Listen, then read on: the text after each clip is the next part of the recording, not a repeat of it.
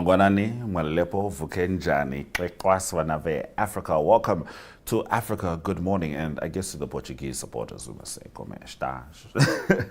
Congratulations on Portugal supporters in the World Cup as they managed to defeat Croatia. They are going to be facing Spain, so that's going to be an interesting one. And also in the next round is Belgium versus the USA. This is, however, though, Africa Good Morning, where we say words like Klekwas and Dume La, because you are in the right place, which happens to be your portal into Africa's most potent stories. On a Friday, you are joined by Ashwin Berry, and these are some of the stories we'll be looking at. Senegal Parliament passes controversial reforms curbing presidential powers. Zambia's falling inflation highlights economic recovery under Ishilema. Nigeria to pursue compensation for citizens leaving South Africa. South Africa rolls out mandatory digital travel declarations. And Namibian star Peter Shalulile exits Mamelodi Sundowns as the PSL's highest goal scorer. This is Africa Good Morning. We'll get into our top stories shortly. Namibia is a land of movement, with waves that never stop reaching forward. Here, adventure is not something we search for. It is something we are born into. In every corner of this country, creativity rises, from artists, from athletes, from dreamers. And when the world comes to explore Namibia, they discover something extraordinary. Because when sport moves people, creativity moves ideas, and tourism moves the world toward us. Something powerful happens. A platform where movement meets imagination, where industries connect, where opportunity grows, where Namibia's next chapter begins. Welcome to the Creative Sport Tourism Expo. Exhibit, partner, experience. Creative Sport Tourism.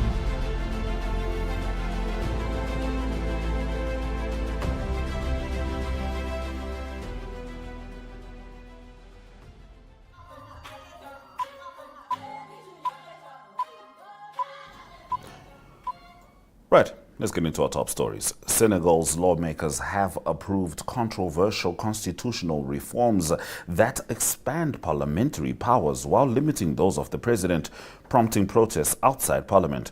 The measures passed by an overwhelming majority following heated exchanges in the National Assembly, highlighting an intensifying power struggle between President Bassirou Diomaye Faye and his former ally turned rival Parliamentary Speaker Ousmane Sonko. The government said the reforms would be submitted to a national referendum, although no date has been announced. Faye and Sonko came into power together in 2024, promising sweeping reforms, but their alliance has since fractured. Their relationship deteriorated after Sonko criticized Faye's handling of Senegal's debt problems. Faye dismissed Sonko as prime minister in May, but lawmakers from the PASTEF party, which holds 130 of the National Assembly's 165 seats, elected him parliamentary speaker. The proposed changes would strengthen parliamentary oversight, expand investigative powers, require disclosure of natural resource agreements, create a 9-member constitutional court, prohibit a sitting president from leading a political party, restrict presidential powers before inauguration periods, and expand parliamentary committee authority. Opposition MPs walked out, protesters were dispersed with tear gas, and civil society groups demanded withdrawal. Now we'll swing over to Zambia. Zambia's headline inflation rate fell to 6.5% in June 2026, its lowest level since February 2018, down from 22.8% 4.5 years later. President Hakainde Hichilema's leadership is credited with this economic transformation.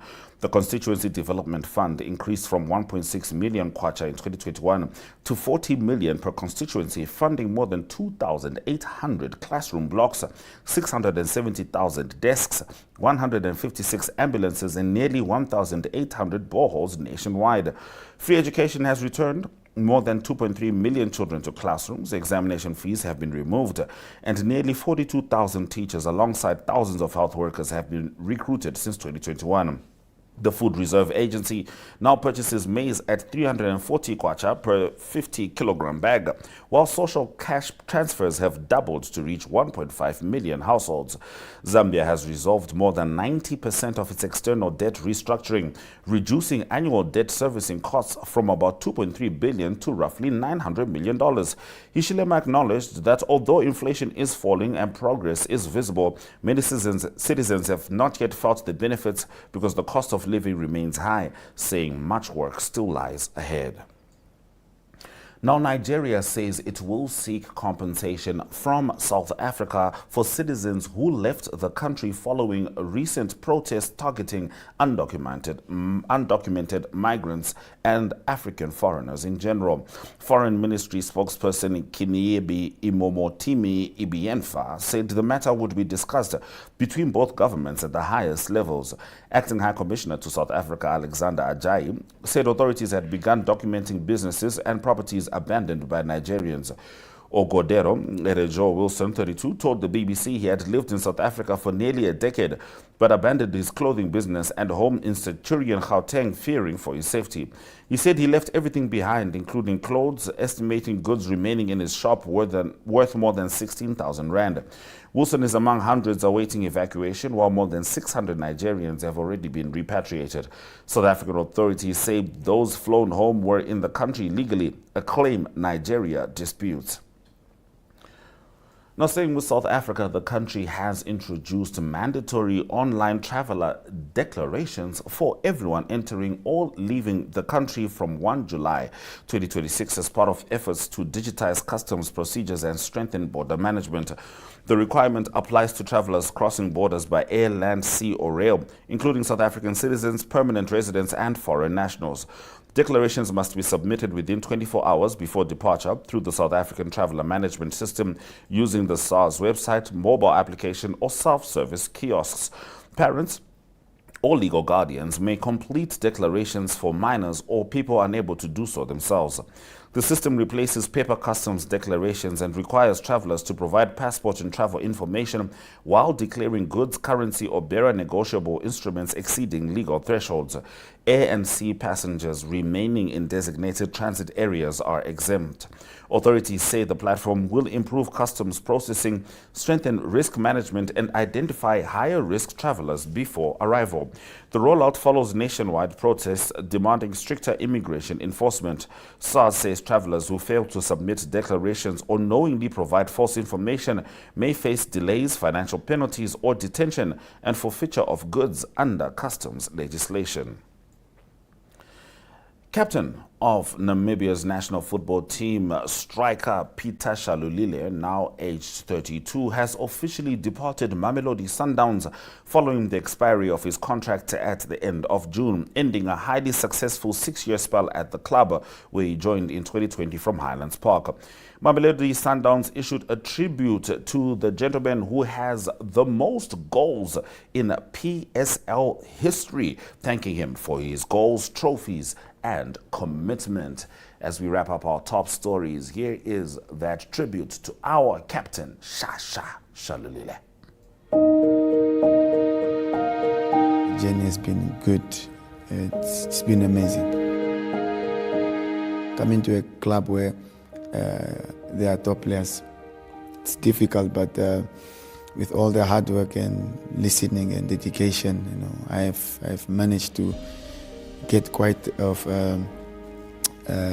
numbers of records and also trophies, league, MTN, Netbank. You can mention them, but it was all about the hard work, Shalulile scores! And Shalulile! Setbacks was a time where injuries came, but more important, when I could not score goals, when it was dry. It was a time where I needed to dig deep from inside myself, Regardless of not scoring, I still come to the gym. I still make sure that I do my finishing drills every day. And the help from my teammates was also one of the best moments. I can say that was also an amazing time for me because they kept on helping me. to a point where I scored goals, where I broke the ice and they all came on the pitch and celebrated. In it comes, and it's 2-0, Peter Shalulile. I decided and I spoke to my mom and my agent that the only best way for me to do is to ask the club, the president of the club, to give me an opportunity also to showcase my talent somewhere else, which is something that I always wanted to do. Thank you to the supporters. They have been our most amazing people. That they supported us. They keep on singing, and they keep on giving us energy. And without them on the pitch, it's tough. You saw COVID when it hit. It was difficult, but when they started coming, everything became so nice. Their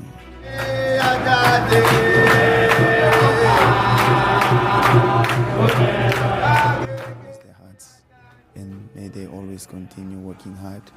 May they always remember that nothing. You can achieve nothing without God. That's what I always tell them. And I always say, being a good person does not cost you anything. Just be good, and life itself will reward you. Cheche, I call him Cheche, my chairman. I would just like to thank chairman first of all. I known him only for like 3 years because when he took over, but he has been an amazing person. And then the board, it was difficult also for them to get me because there were ups and downs. They were fighting to get me when I was at Highlands Park. But I salute them. I thank them for bringing me here to Sundowns also, and even the previous people that were here that left.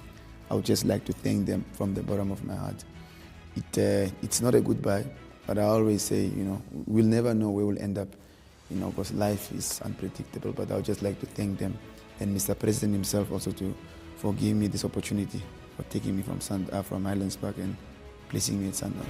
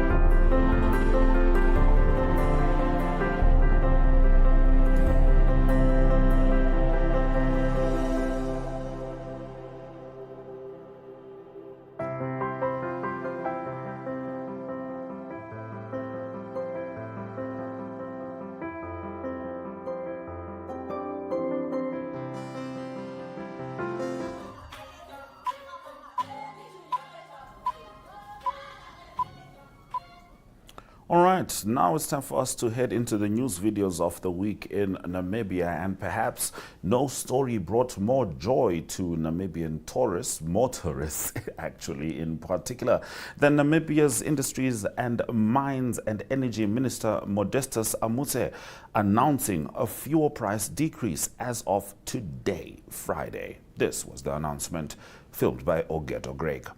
Liter for diesel, 10 ppm.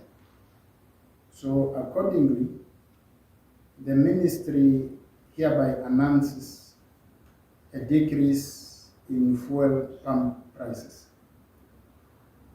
That will be effective from the 3rd of July 2026 at 12 o'clock midnight. That will be this Friday. The pump price for petrol 95 will decrease by 1 cent, $1 per liter. $1, not 1 cent per liter. While the pump price of all diesel grades will decrease by $4 per liter. Consequently, the new pump prices at Walvis Bay will look as follows. For petrol 95, it will trade at $22.48 per liter. For the diesel grades,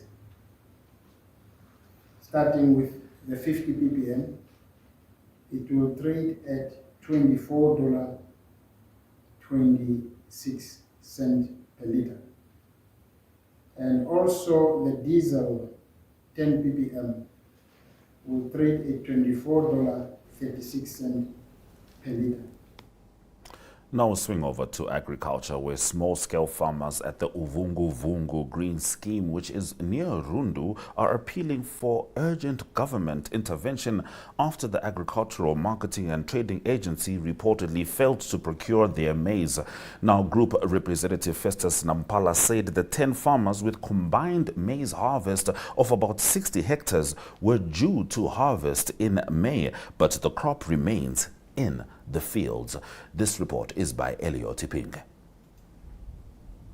No, my name is Festus Nampala, a small-scale farmer based in Vungu Vungu. We are pleading for the government to come, at least to help, to come on the board. As you can see, the crops, they are already, insects, they are already affecting the production.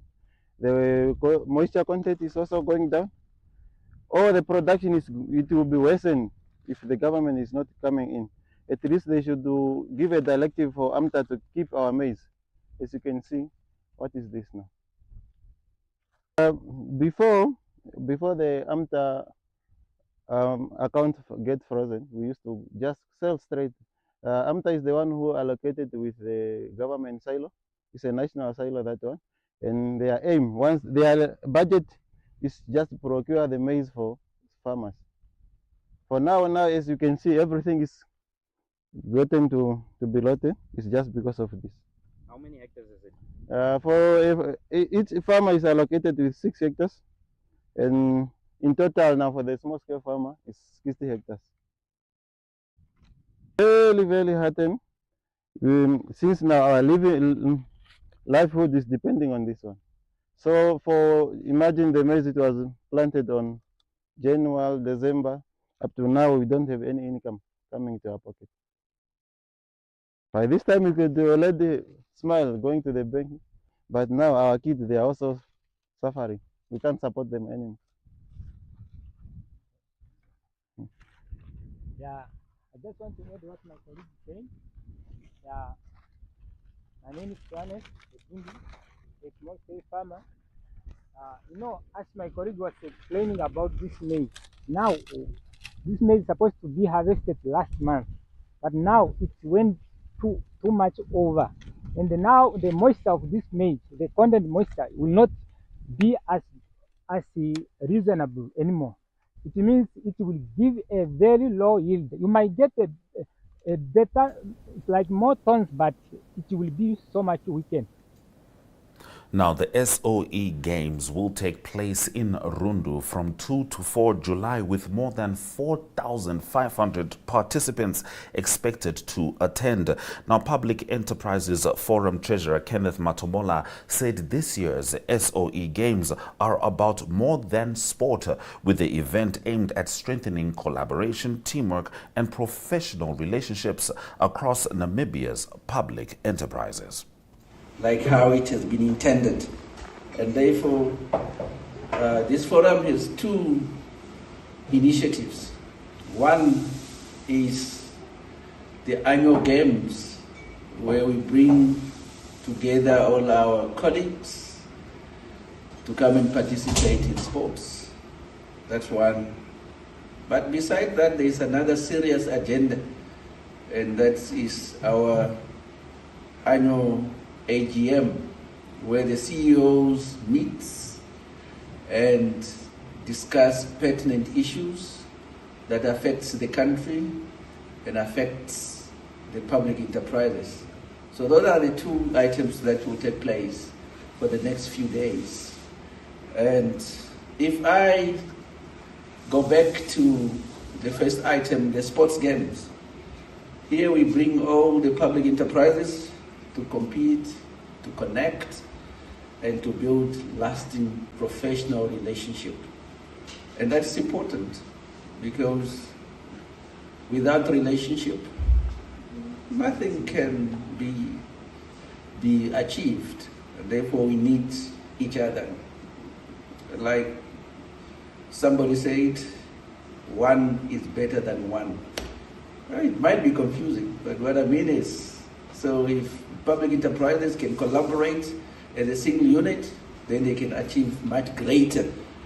So this relationship, in my view, is that the public enterprises want to invest in its people, because people are the most important assets that the public enterprises have, so that we can build strong institutional arrangements. And as we close off the broadcast, the Namibian Arts Association hosted a press conference in Windhoek to unveil its newly redesigned website and announce the launch of a new artist development program. Speaking at the launch, Director of Arts in the Ministry of Education, Innovation, Youth, Sports, Arts and Culture, Mkariko Amagulu, congratulated the association on the launch of its redesigned website, Artist Directory, as well as its Artist Development Program. This one is by George De Santos, as we say, Swerai Zakanaka for the week. Then we say, okay, you can go now. However, as we celebrate an important milestone for Namibia's visual arts sector, I wish to congratulate the Namibia Arts Association on today's achievements. The safeguarding of the Arts Association Heritage Trust Collection, which has been contested for a while, it's still in contestation, but I'm just glad to hear that there is some progress to documenting this really wealth of knowledge when it comes to our visual arts. And I really hope that we can also take hands to see how we can better house it and store it as well in ways that we don't get to lose it. I wish to congratulate the Namibia Arts Association on today's achievements. So the safeguarding of the collection, the launch of the redesigned website and artist directory, thank you for that. And most importantly, the launch of the artist development program that we'll be launching once I'm done, and then demonstrate the association's commitment to building a stronger future for Namibian artists. Today's theme, platform, safeguard, and professionalize Namibian art, could not be more appropriate. These three words capture exactly what our artists need. The need for platforms where they can exhibit and be seen. They need our heritage to be safeguarded so that future generations understand who we are and where we come from. And